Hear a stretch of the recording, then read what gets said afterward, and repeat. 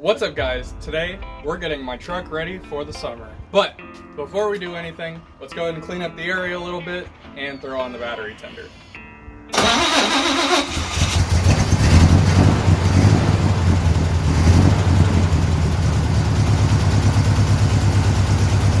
Now the main goal was I just wanted to get her started up, kind of get the juices flowing a little bit, get it warmed up. And then after this, we're gonna let it set for a little bit. Go ahead and drain the oil, replace the oil, change fuel filters, and then we'll kind of take it step by step.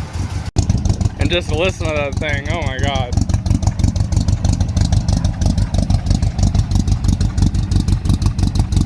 I'm officially announcing my YouTube membership program, where you get awesome perks such as cool badges next to your name displaying how long you've been a YouTube member.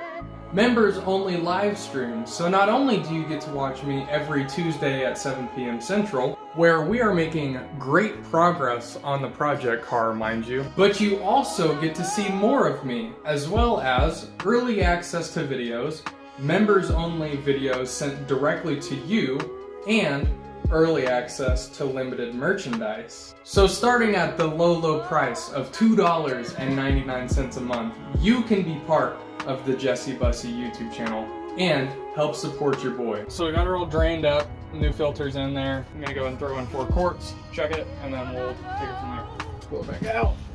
See what we're looking at.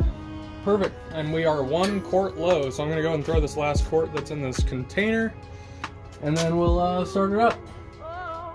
Now moving on to the filters, we do have the other one put underneath the cab, but I didn't want to record it because it was a pain.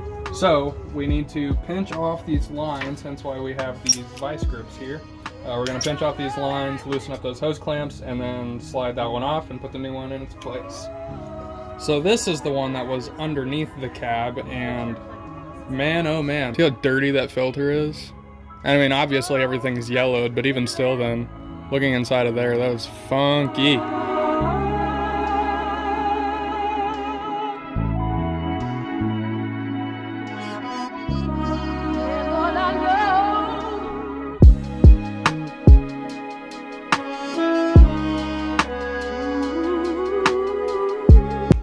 All right, that is secure.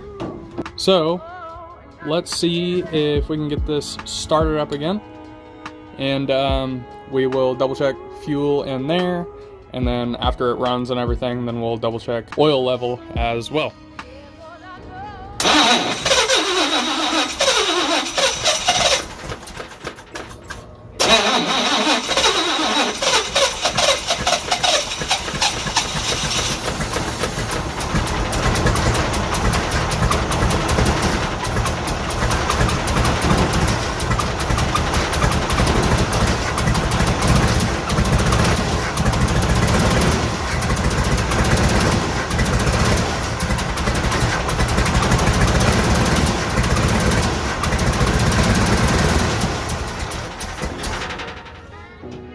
Alright, stupid windy, but day 2 on working on this thing, trying to get it ready for the summer. We're gonna go ahead and pull all 8 of the spark plugs. Without further ado, let's go ahead and start popping off these spark plug boots.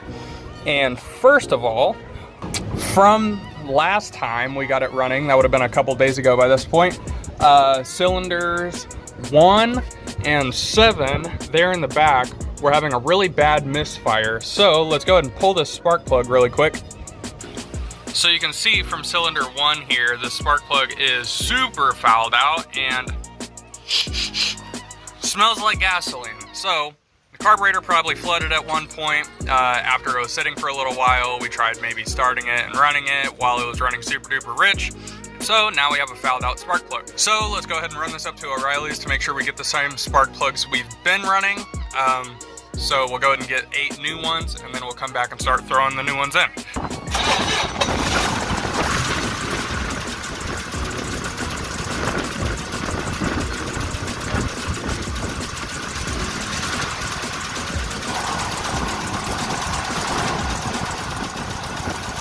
Moving on to the interior, the last two things we're gonna try and take care of in this video is right down here.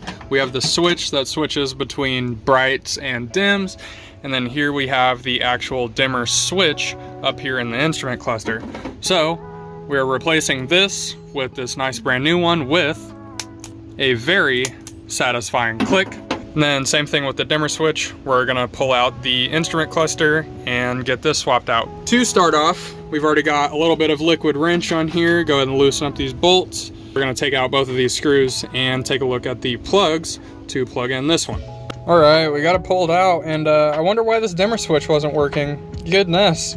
So if we compare that to the new one, it's exactly the same, even the little cap for it. So let's get the actual plug cleaned out a little bit, because you can see it's pretty nasty in there as well. And then we will get her plugged back in.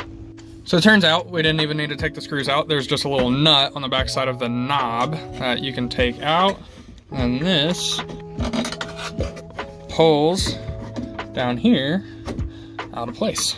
All right, so here we have the old grimy dimmer switch, probably from 1967, and here's our nice new shiny one. So in order to get our little control knob here out, there's a little spring button on the bottom side here. When you press that, this just pulls out of place. And then same thing, whenever you gotta put that in the new one, press down on the spring,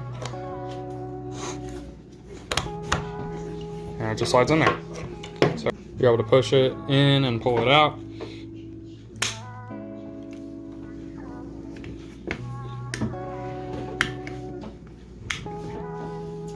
That feels a lot nicer too. It's not as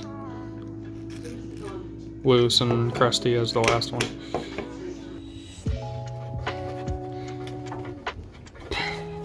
So then, just to double check before we get too carried away. Parking lights, yes. Headlights.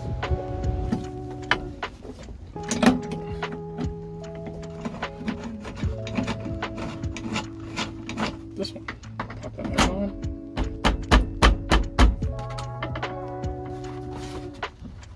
There.